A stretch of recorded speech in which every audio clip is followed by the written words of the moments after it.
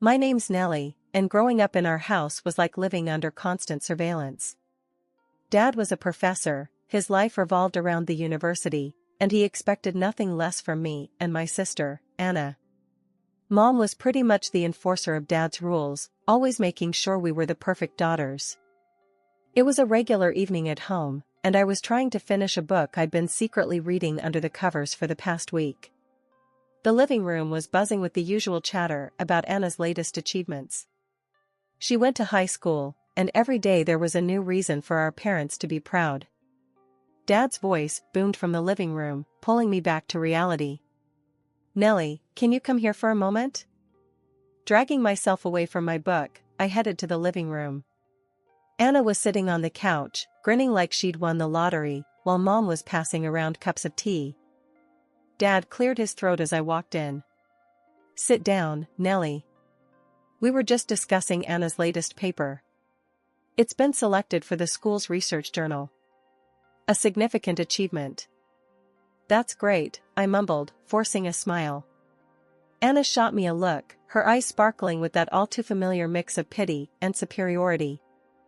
Mom chimed in, her tone laced with that nagging edge I knew all too well. "Your sister works so hard. We're just hoping you'll start putting in some effort too, Nelly. We've yet to see you shine like your sister." I sank into an armchair, feeling the weight of their expectations crushing me. "I'm doing my best," I replied, my voice barely above a whisper. Dad's response was quick, his words sharp. "Your best? We expect excellence, Nelly. Not just best. You need to start thinking about your future, about making something of yourself." I wanted to scream, to tell them that I had my own dreams, that I hated biology and the sterile life they were pushing me into. But I knew better. Instead, I nodded, pretending to absorb their advice. "Why can't you be more like your sister?" Dad's question wasn't really a question, it was an accusation. Anna just sat there, sipping her tea, the golden child basking in her perfect little world. I stood up, feeling the need to escape before I said something I'd regret. "I have homework," I said, turning towards my room. "Remember, Nelly," Mom called after me, her voice stern. "We're only hard on you because we care. You'll thank us one day." In my room, I closed the door gently, leaned back against it, and let out a breath I didn't realize I'd been holding. The walls of my room felt like the only place where I could be myself, away from their constant comparisons and impossible standards. High school felt like a minefield. Each step had to be calculated, or else it would set off an explosion at home. Anna was already in college, the pride of the family, leaving me to navigate the turbulent waters of my teenage years under the ever-watchful eyes of Mom and Dad. One particularly drab Tuesday, I decided enough was enough. If I had to play the part of the obedient daughter, I was at least going to find small ways to make it bearable.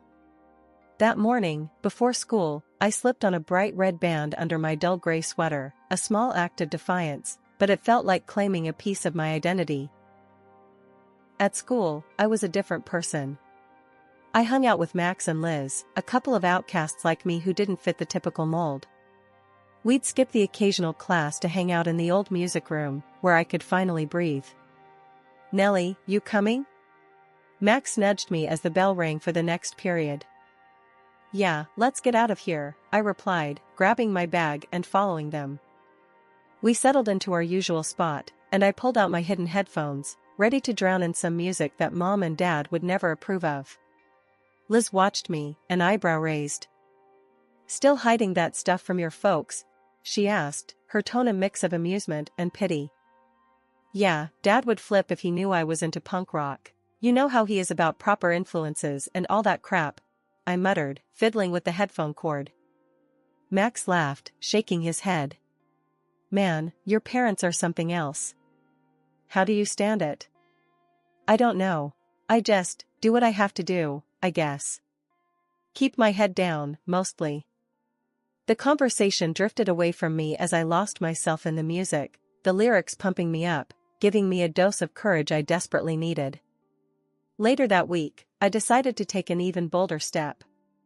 I'd been saving up from my part-time job at the local bookstore, a job Mom and Dad barely approved of, and bought a pair of ripped jeans. Hiding them in my bag, I changed at school on Friday, ready to feel a little more like myself. Walking home in those jeans felt exhilarating, but as I turned onto our street, my heart sank. There was Dad, waiting at the front door, arms crossed. Panic set in. I had forgotten he was home early on Fridays. "What on earth are you wearing, Nelly?" His voice was calm, but the disapproval was clear as day. "They're just jeans, Dad. Everyone wears them," I said, my voice small, bracing for the storm. "They are not just jeans. They are a statement, and not one we approve of. Go change. Now." I clenched my fists, fighting the urge to yell back. "It's just clothes, Dad. It doesn't change who I am." He stepped closer, his presence imposing. "Everything you do reflects on this family, Nelly. Remember that." I stormed past him, slamming the door to my room behind me. The jeans were thrown into the back of my closet, hidden yet again. But something inside me had shifted. That night, I made a promise to myself. No matter how small, I'd keep finding ways to rebel, to be me. Even if it meant just a hidden streak of red or a song no one else knew I loved. When it was time for me to pick a university, the whole choice part was a joke. Dad had it all mapped out. I was going to the same university he taught at, just like Anna. The decision wasn't mine, it was handed down like a family heirloom I never asked for. The major? Biology, Dad's field. "It's a respectable field, Nelly, and you'll have a secure future," he'd said the night we talked about my so-called choices. The truth? I had no interest in biology. I wanted to study literature, lose myself in books and stories, not cells and organisms. But that wasn't part of Dad's plan. "Think about your future, Nelly. This is for the best," Dad had said that evening at dinner, his tone final. Mom just nodded along, adding, "Your father knows what's best, dear. Anna's doing wonderfully well, just follow in her footsteps." So, that was it. I enrolled in biology, and just like high school, college became another series of hoops to jump through. The first year was a blur of classes I had zero interest in. I'd sit in the back of lectures, doodling in the margins of my notebooks or getting lost in my thoughts, imagining I was somewhere else, anywhere else. One afternoon, I bumped into a senior student, Mark, at the campus cafe. He was a literature major, and we hit it off talking about a novel I had secretly been reading. "You actually like this stuff, huh?" Mark smiled, pointing at my biology textbook. "It's not by choice. It's complicated," I sighed, my usual defensiveness about my situation kicking in. "Sounds like a prison sentence," Mark laughed. "You should have gone for something you love. Why stick with something that makes you miserable?" His words hit too close to home. "It's not that simple. My dad's a professor here, in this department. I didn't have much of a say." Mark raised an eyebrow. "That sucks. But hey, maybe you can switch majors? Talk to someone in the lit department?" I shook my head, a bitter laugh escaping. "You don't know my dad. Switching isn't an option. This is my life." As the year dragged on, I met with Mark a few more times. He became my window to the world I wanted to be part of. Through him, I got glimpses of literature classes, poetry readings, discussions that sparked a fire in me. But at the end of each meeting, I had to return to my reality, the world of biology labs and lectures that felt more suffocating each day. My last year at university was nothing short of a family spectacle, thanks to my sister Anna's grand wedding. She had recently introduced her fiancé to us, Michael, a lawyer 10 years her senior, working for a large corporate firm. My parents couldn't have been happier with her choice. He was exactly what they envisioned for both their daughters, successful, respectable, and financially secure. At their engagement party, the joy on my parents' faces was unmistakable. They had the perfect son-in-law. The wedding preparations were a flurry of activities where every detail, from the bridesmaids' dresses to the flower arrangements on the guest tables, was meticulously chosen by Mom. She relished her role, guiding Anna through every step, ensuring the day would be nothing short of perfect according to their standards. After the wedding, which went exactly as my parents had planned, Mom's visits to Anna became more frequent. She would often tell her how to manage her new home, advising her on everything from hosting dinner parties to managing finances, all the while hinting that I should start looking for a husband of similar caliber. "I hope you're paying attention, Nelly," Mom would say on her return from these visits. "You'll need to know all this when you find the right man. It's time you thought about settling down too." One chilly November afternoon, after another lecture I barely listened to, I decided to take a different route home through the old part of town. That's when I saw him, Jake, leaning casually against a vintage race car, a stark contrast to the world I was entangled in. "Nice car," I said, drawn to the bright red paint and the powerful engine sound. Jake looked up, a wide grin spreading across his face. "Thanks. She's a beauty, isn't she? Took me ages to get her running this smooth. Wanna take a ride?" I was just about to test her on the open road. I hesitated, glancing back the way I came. It would be so easy to just walk away, to return to the path laid out for me. But something in me rebelled at the thought. "Sure, why not?" I replied, surprising myself. It felt reckless, but exhilarating. The ride was liberating. The speed, the wind, the sheer freedom, it was intoxicating. For those moments, I wasn't Nelly, the biology student who was suffocating under her parents' expectations. I was just Nelly, the girl who could go anywhere and be anything. When we finally slowed down, Jake looked at me, his eyes curious. "You seem like you really needed that escape. What's your story?" I sighed, the weight of my world settling back on my shoulders. "It's a long one. Let's just say I'm stuck in a life I never chose." He nodded, understanding more than I expected. "I get it. I was there once, stuck, I mean. Until I decided to do something about it. Life's too short to live someone else's dream, you know?" Over the next few months, Jake became my escape, my slice of freedom. We met often, driving for hours, talking about everything and nothing. He showed me that another life was possible, one where I could make my own choices.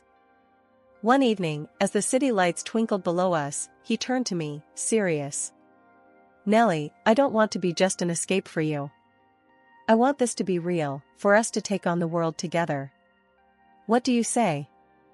Looking into his eyes, I realized this was it. My chance to choose my own path. "Yes," I said, my voice steady. "Let's do it. Let's be real together." The day I decided to introduce Jake to my parents, my stomach was a tight knot of nerves.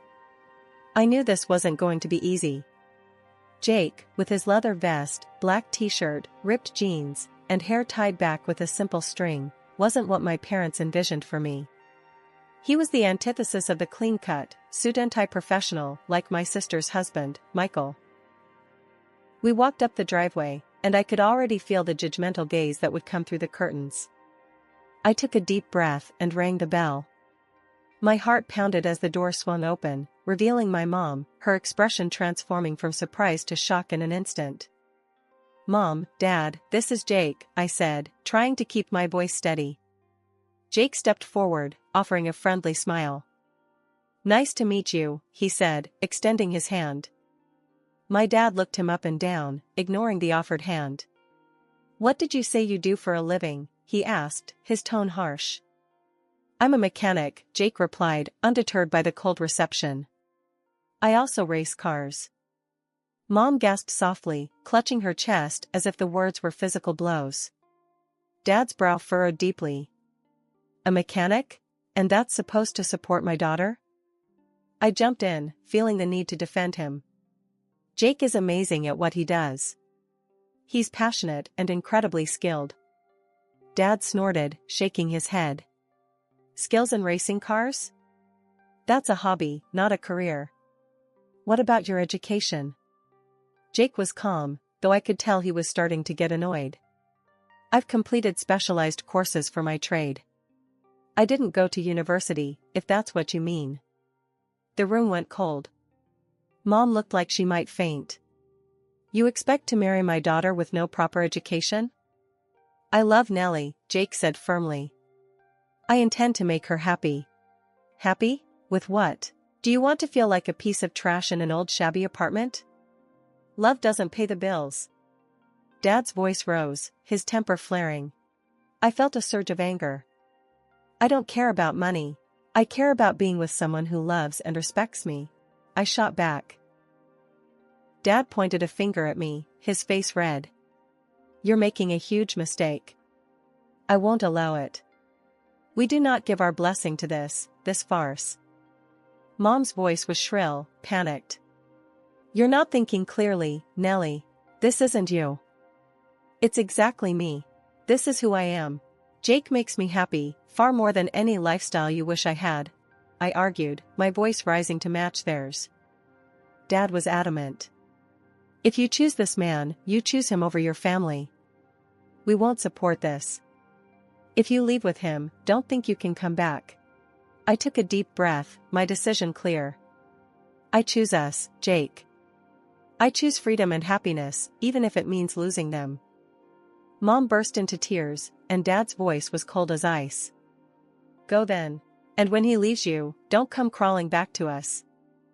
I grabbed Jake's hand, pulling him toward the door. I won't. I'll never come back, I said, my voice steady, despite the tears I fought back. We walked out of the house, the door slamming shut behind us. The finality of that sound echoed in my heart. I had chosen my path, and as we drove away, I felt a mix of heartbreak and relief. The day of our wedding was bittersweet. I had secretly hoped that maybe, just maybe, my parents or Anna and her husband would show up, or at least send a card. But as the day went on, it became clear they wouldn't be part of it. The silence from their end was deafening, yet as I stood there exchanging vows with Jake, I felt a profound happiness that overshadowed the disappointment. After the wedding, life with Jake felt like a whirlwind of happiness and new beginnings. His passion for cars and his talent as a mechanic led him to pursue further training, specializing in servicing high-end, luxury cars. His reputation grew, and soon he opened his own company. It was a risk, but it paid off. Looks like all your hard work is really paying off, I told him one evening as we reviewed the company's growth charts. His face lit up with that smile that always made me melt. It's our hard work, he corrected me with a wink. Couldn't have done it without my top-notch dispatcher and business manager. Our personal life was equally rewarding. Jake's mom, who lived not too far from our new house, became like the family I had lost. She embraced me wholeheartedly, calling me her daughter, filling a void I hadn't realized was so profound. You're more of a daughter to me than an in-law, she would say, her warm embraces making me feel cherished and accepted. We would often have her over for dinner, or spend weekends together, exploring local markets or just enjoying each other's company. On weekends, Jake and I indulged in our shared passion for nature. We'd drive out in one of the sleek cars from his shop, always returning it spotless, of course, and find new trails to explore or quiet lakes to picnic by. These moments, away from the buzz of daily life, were our little slices of paradise. As our first anniversary approached, we decided to host a small celebration at our home. I handled the invitations, a pang of sadness hitting me as I realized I wouldn't be sending any to my family. Instead, I focused on the friends and the new family we had formed, those who had supported us and cheered us on every step of the way. Life had settled into a comfortable rhythm.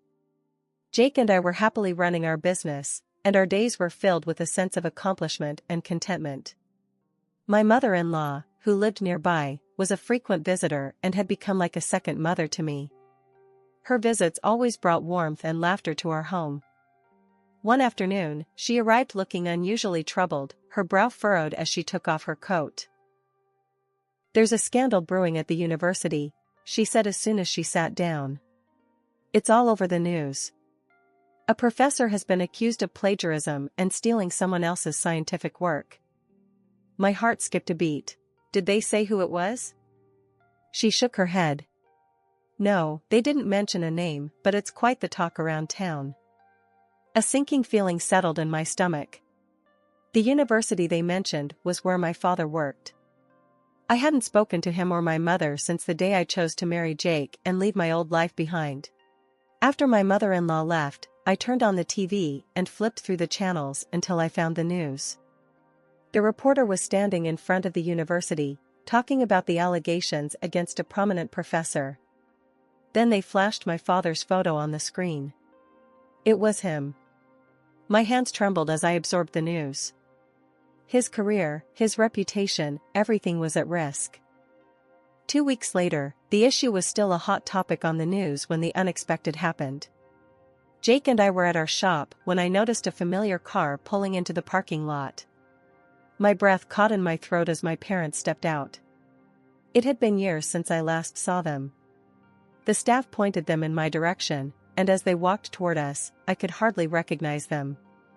My mother had lost a lot of weight, her clothes hung loosely, making her look frail and aged. My father seemed a shadow of the man he once was, his posture slumped and his eyes lacking their usual firm resolve. As they approached, my mother's eyes filled with tears. "Nelly," she said, her voice cracking with emotion. "Mom," I replied, my voice neutral, guarding my feelings. "We need to talk to you," my father said, his voice low. I looked at Jake, then back at my parents, 1,000 memories and feelings swirling in my mind. I knew this conversation was inevitable, but I was not ready to simply let them back into my life without understanding their reasons for coming now, after all this time. "Not here," I said, indicating the busy shop around us. "We can go to my office." They nodded, and we walked to the small building next to the garage where I handled the administrative work. Inside, I offered them seats, but the air between us was thick with unsaid words and years of separation. Sitting across from my parents in the cramped confines of my office, the air felt thick with unsaid things and old grievances. My father's face was stern, etched with lines of stress and anger, while my mother appeared worn and anxious. "It was hard finding you, Nelly," my mother started, her voice quivering slightly. We've been through so much."